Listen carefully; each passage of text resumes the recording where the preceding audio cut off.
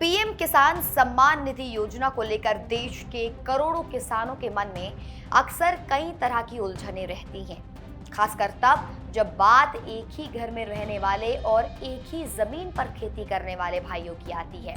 देश के लाखों किसान इन दिनों योजना की अगली यानी 24वीं किश्त का इंतजार कर रहे हैं और इसी बीच सबसे बड़ा सवाल ये उठ रहा है कि अगर एक ही परिवार में 4 भाई साथ रहते हैं और मिलकर खेती करते हैं तो क्या चारों भाइयों को हर साल 6-6 हजार रुपए मिलेंगे या फिर एक ही घर होने की वजह से केवल एक भाई को फायदा मिलेगा। अगर आपके घर में भी 2, 3 या 4 भाई हैं और सभी खेती से जुड़े हैं तो सरकार के इस जमीनी नियम को समझना आपके लिए बेहद जरूरी है। पीएम किसान योजना में सिर्फ एक छत के नीचे रहने से ये तय नहीं होता कि सभी भाई एक ही किसान परिवार माने जाएंगे।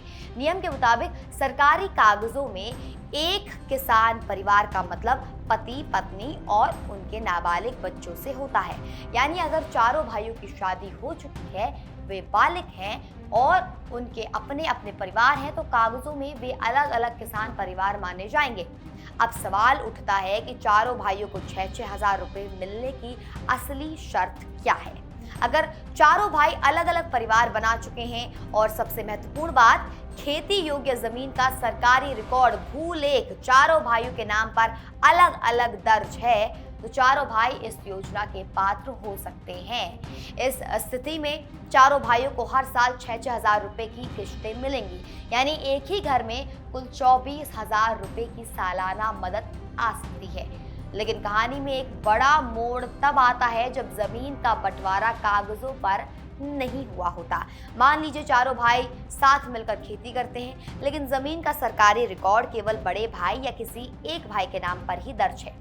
ऐसी स्थिति में बाकी 3 भाइयों को पीएम किसान योजना का एक भी पैसा नहीं मिलेगा। योजना का लाभ पाने के लिए सिर्फ खेती करना काफी नहीं है, बल्कि राजस्व रिकॉर्ड में किसान के अपने नाम पर खेती योग्य जमीन का दर्ज होना अनिवार्य है। इसके अलावा कुछ ऐसे मामले भी सामने आए हैं जहां एक ही जमीन के टुकड़े पर कई लोगों के नाम दर्ज करके गलत तरीके से योजना का लाभ उठाने की कोशिश की गई है।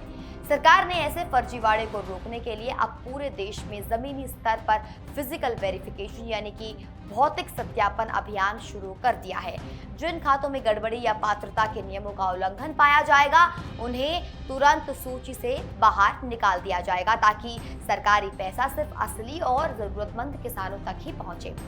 आखिर में सबसे बड़ा सवाल यह है कि पीएम किसान की 24वीं किश्त के 2000 रुपए किसानों के बैंक खातों में कब तक आएंगे। देखिए, 23वीं किश्त जारी होने के बाद अब किसानों की नजरें 24वीं किश्त की तारीख पर टिकी हैं। अगर सरकार के पुराने किश्त जारी करने के पैटर्न और समय चक्र को देखें तो 24वीं किश्त के पैसे अक्टूबर 2026 तक जारी होने की पूरी संभावना जताई जा रही है। हालांकि सरकार की ओर से अभी आधिकारिक तारीख का ऐलान होना बाकी है, लेकिन किसानों को सलाह दी जाती है कि वे अपना ई-केवाईसी और भू सत्यापन समय पर पूरा रखें ताकि किश्त आने में कोई रुकावट ना आ सके।